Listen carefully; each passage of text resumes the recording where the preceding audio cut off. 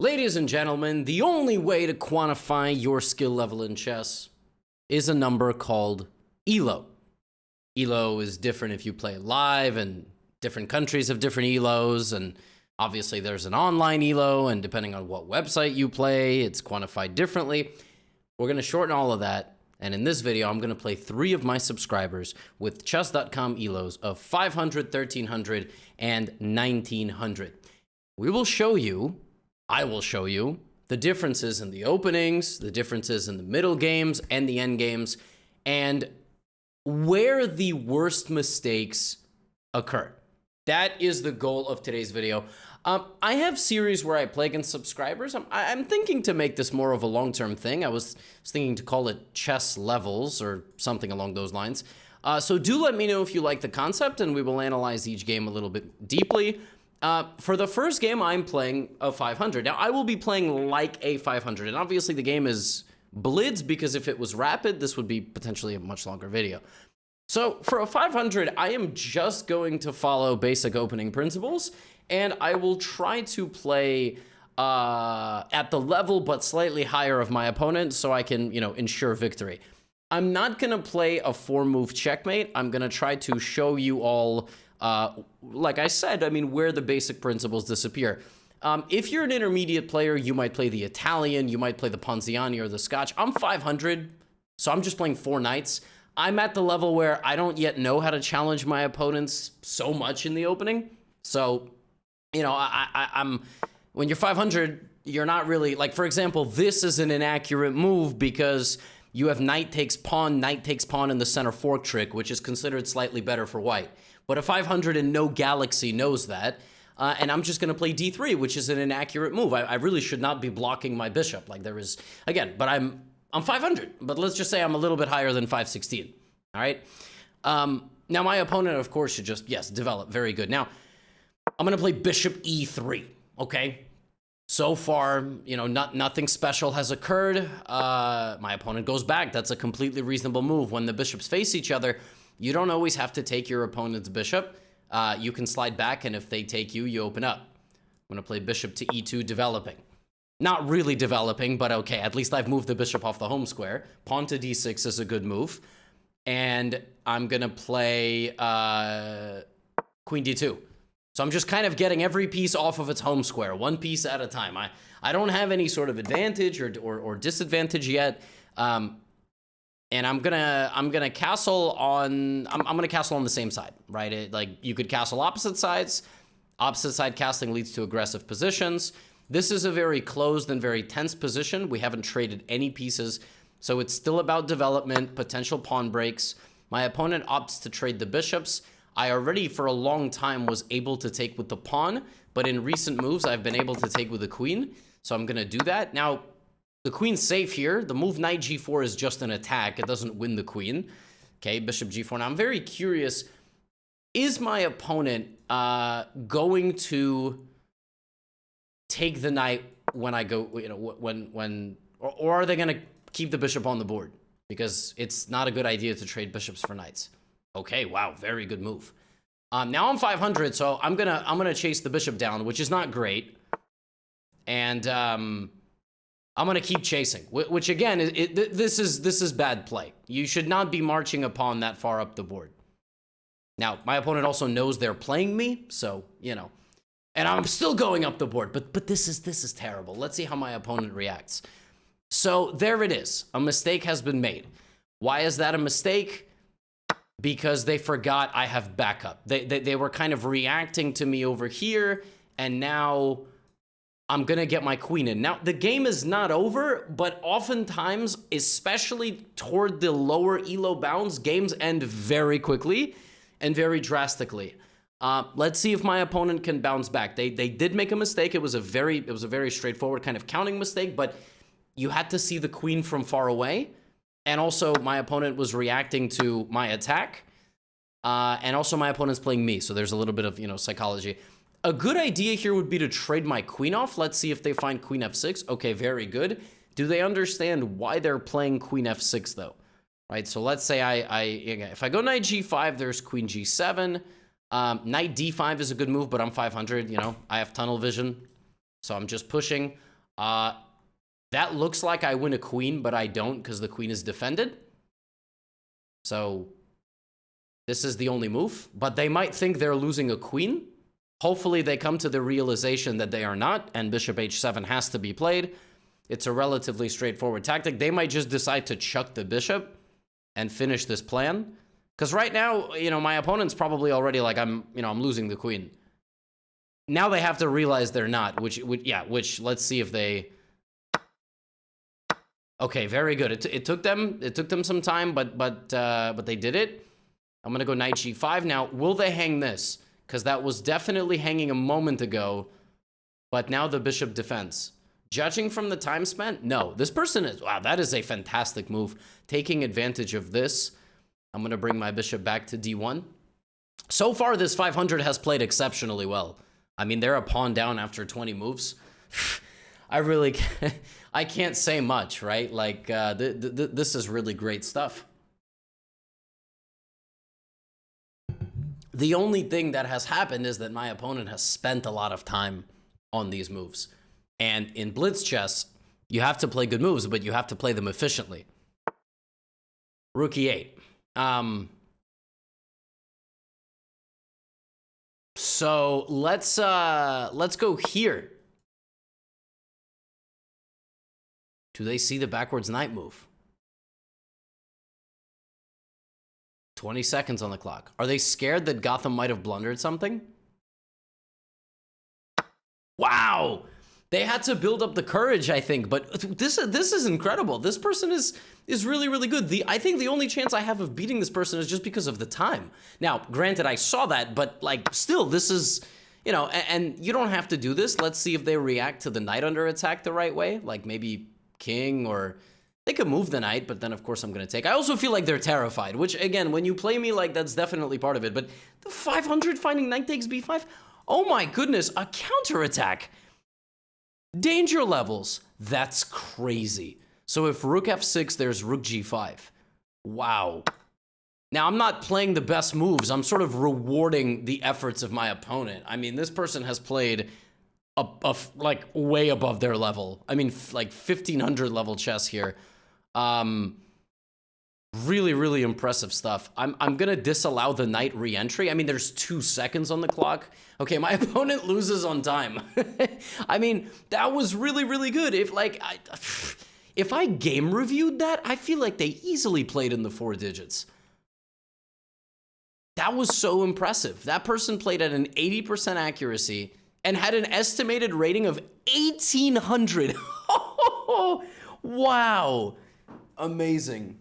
I mean, honestly, really, really impressive. Like I said, I mean, why my opponent was able to play that well in this game is because they followed basic principles. And I think what also was to their advantage is they didn't just trade belligerently.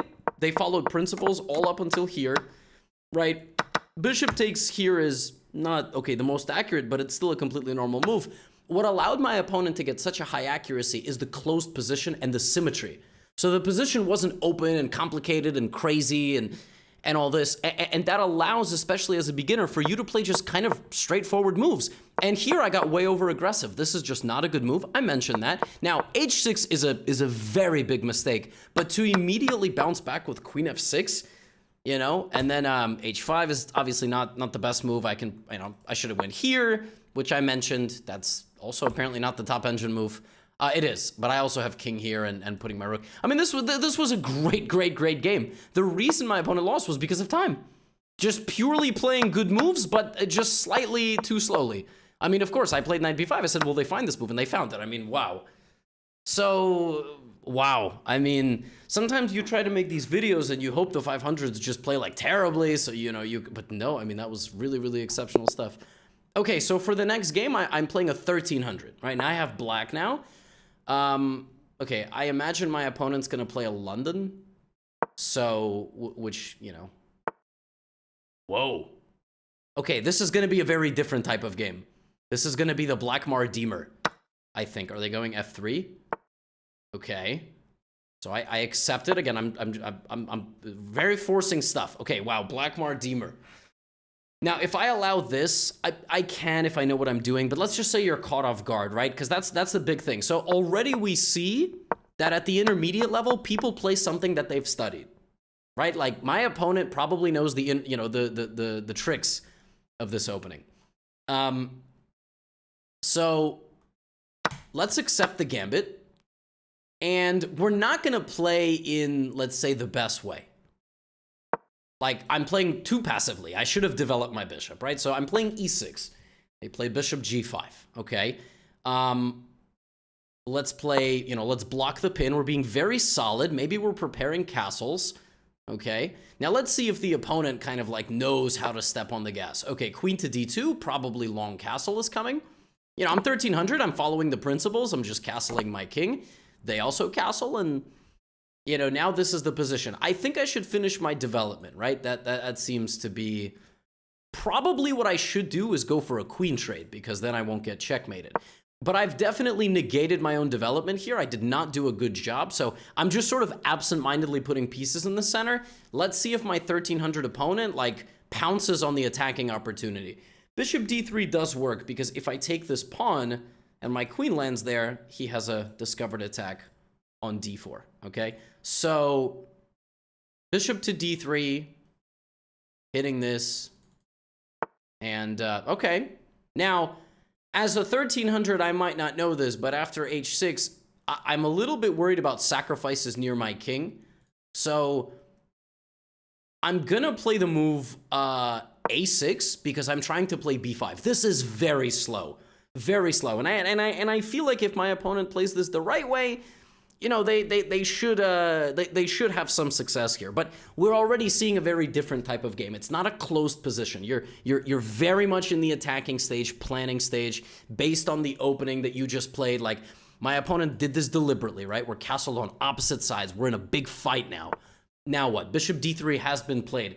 Is there a threat? Is there a threat? I don't think so. It doesn't look like there's a threat. So let me continue with the move b5. Again, I don't really know what I'm doing. I mean, all right, okay, a3 is played, which is very much a 1300 level move. You kind of play a move because you're like, I don't want him to go here, but I will. I mean, I will do that.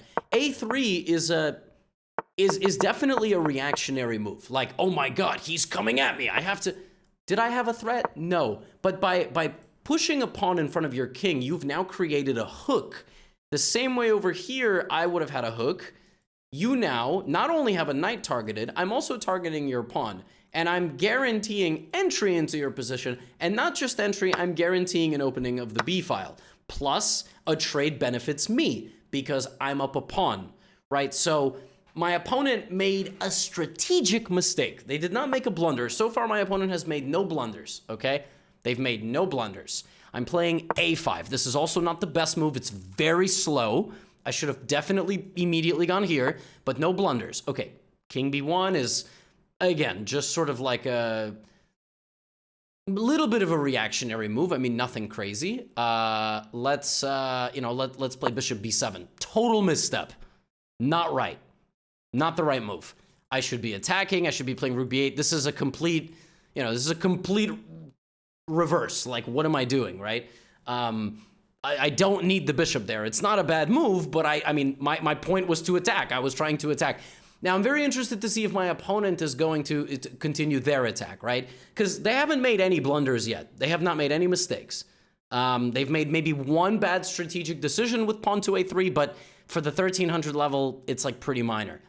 Okay, h5 is very, very reasonable, right? There's nothing really wrong with this move. I really want to go here and just see how my opponent reacts. Okay, like sacking would be excellent. This would be excellent positional understanding. It's not the top computer move probably, because when you sacrifice a bishop, it's like going all in poker. Oh, they don't do it. They don't do it. They don't sense that. Maybe they don't do it because they realize it doesn't work. But now, I'm defending and I'm gonna trade some pieces off, because again, that alleviates the pressure, right? So they play a very aggressive opening, but a little bit of a lack of killer instinct, again, probably compounded by playing me. I understand. This is kind of a non-move. Like, I'm more than happy to make this trade. You know, I'm going to play knight here, so I'm more than happy to make that trade. The more pieces I trade, the much lower my chances of getting mated. Okay, bishop takes is good to continue attacking. Queen takes is good. What's not good is pawn takes. That is a terrible move because I negate the activity of two of my pieces. And we will check afterward. But I'm 1300. Excellent move. Very, very good move. Trying to recreate the glory days of the attack. I'm lining up the rook to the queen. Just kind of, okay, excellent. Well spotted. I have bishop a6, but, you know, I think we're getting into a fight here, so let's see what happens. g5. And again, there's 2 seconds of bonus, but so far my opponent has not really made any blunders. Bishop a6 is kind of a sneaky one. You know, a little bit for this level, I'm not sure it would have been that, you know, spotted that quickly. I think they're going to respect my attack, though. Rook g1. Now I'm playing a3. So I have struck first. I have arrived first, but g5 is craziness. Absolute pandemonium, you know? And this game will just come down to a couple of strategic decisions. Okay, knight e5. Is there a threat? I'm going to take... If I push, they get to create what's called an umbrella pawn. So it's better to open. It's better to open up the position to try to get the pieces in. Let's see. I'm going to bring my queen. I'm trying to bring my queen over here. Are they going to fight back? Okay. Not unreasonable. But of course, with low time, you're much more likely to blunder. So it's like understandable. Again, it does come down a little bit to the clock management here. Okay, they ran out of time. They're losing, but they're losing because my attack broke through faster. I would have won this game by playing something like rook b8, bishop a6. And again, it's just the fact that I opened up white's king way before my king got opened. I managed to kind of blockade. But my opponent lost that game with no blunders. I mean, literally not a single blunder was made. The move a3 is definitely bad. Right now it's equal. Let's see what the evaluation is after a3. Yeah, it's minus 0.7, 0.6, right? And after they go here, it's -1. So it's a strategic mistake. Taking a step backwards, also allowing entry onto your queen side. That was the one mistake in 20 moves that my opponent made.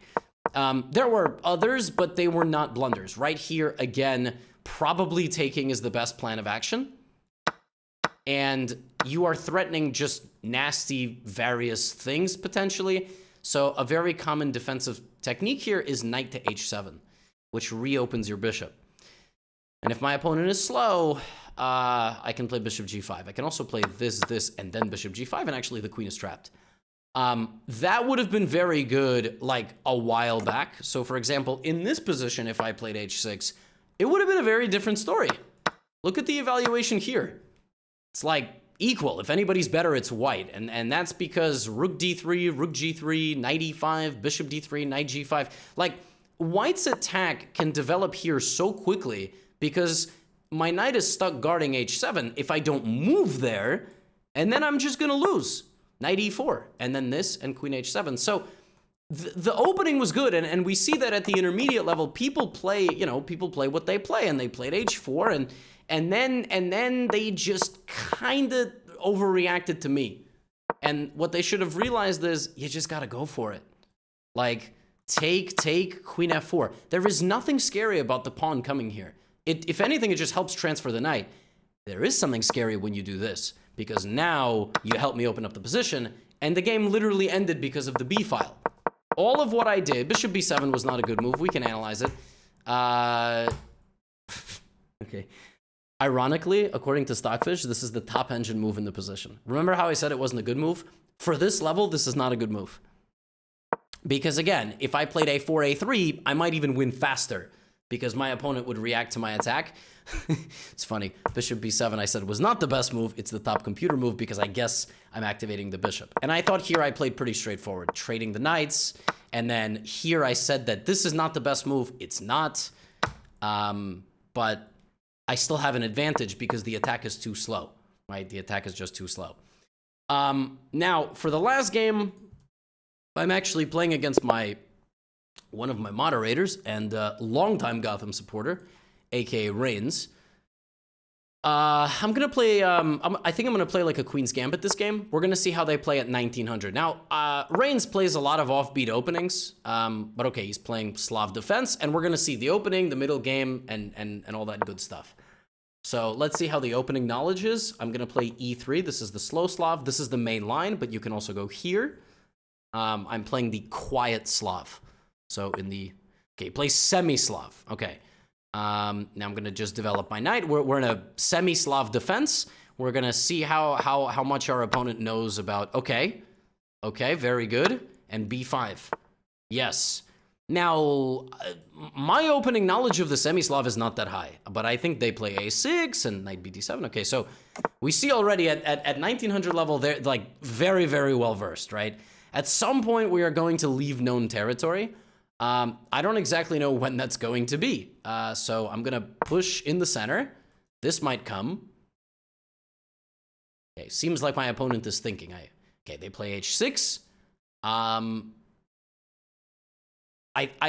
What I want to do now is I want to play Queen E2, move my bishop, and connect my rooks. That's my plan. Okay, I have absolutely no idea if what I'm doing is right, but it's definitely not wrong.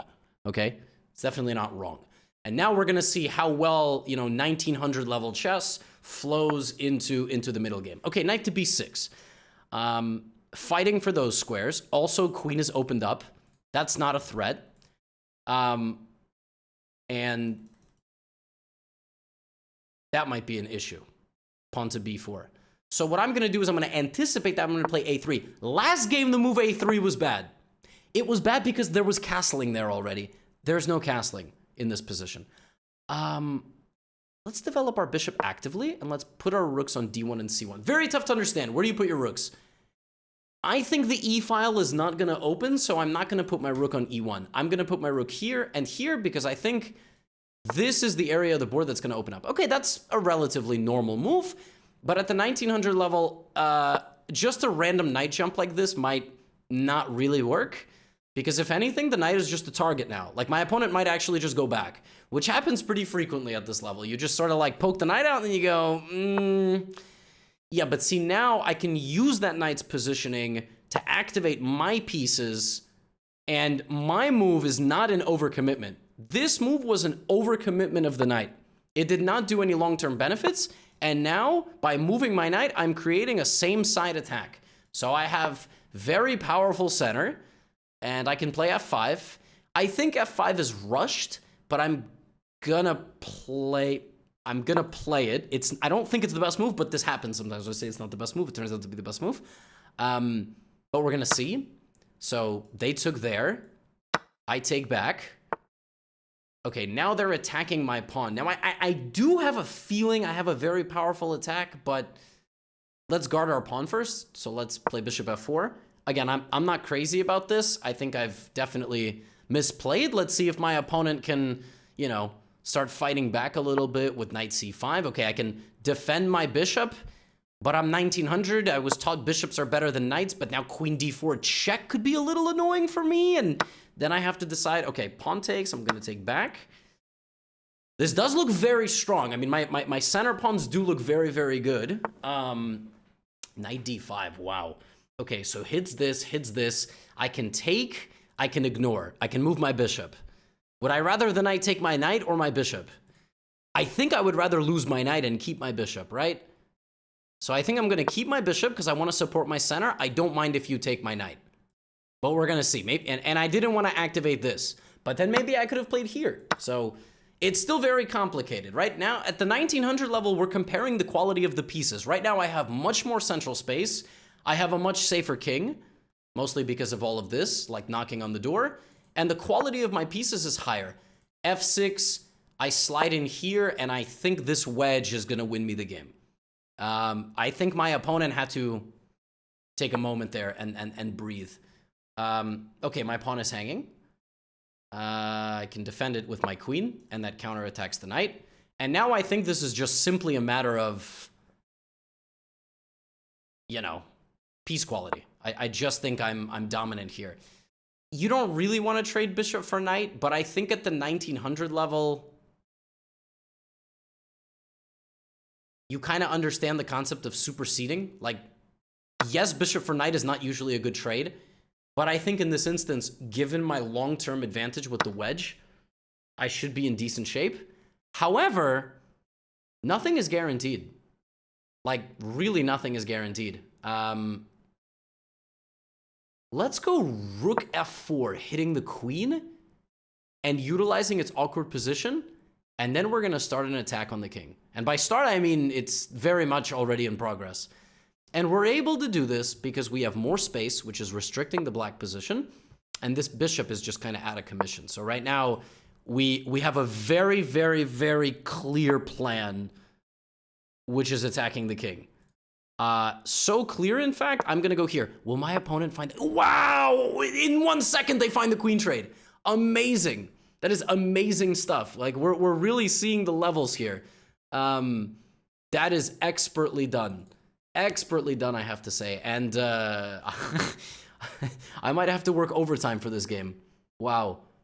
Okay, I don't want to trade because it'll help them open up the position, so I think I'm going to, like, defend my queen and keep the tension. They might play c5. Like, they might, I can take, and then maybe bishop c7.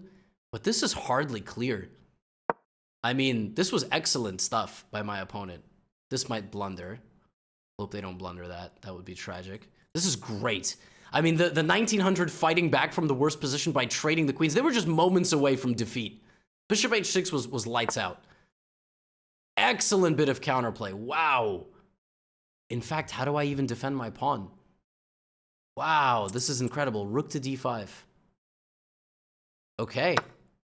So I'm gonna have to create my own counterplay. They're gonna get this pawn. Wow, this is amazing. I mean, honestly, just amazing stuff.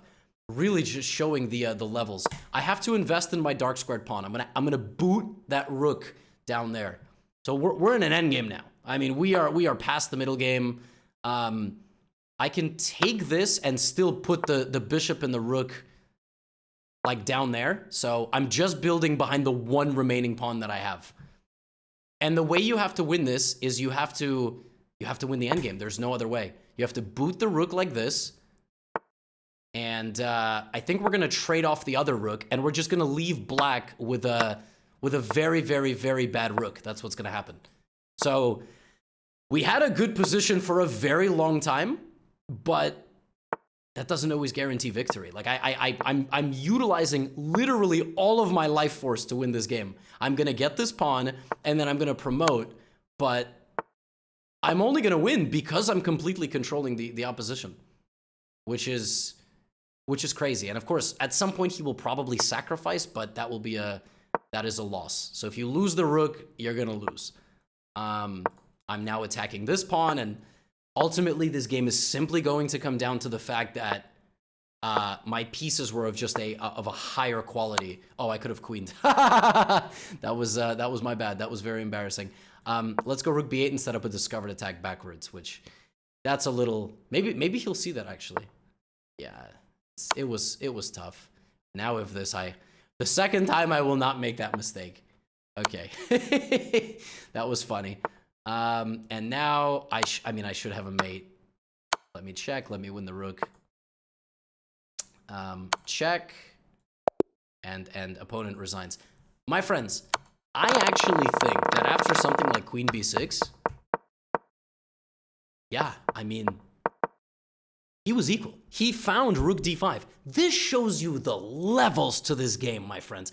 I mean, of course, I am allowing opportunities in this video, right? But it's up to my opponents to claim them. Black is dead lost in this position, if not for the move queen b6.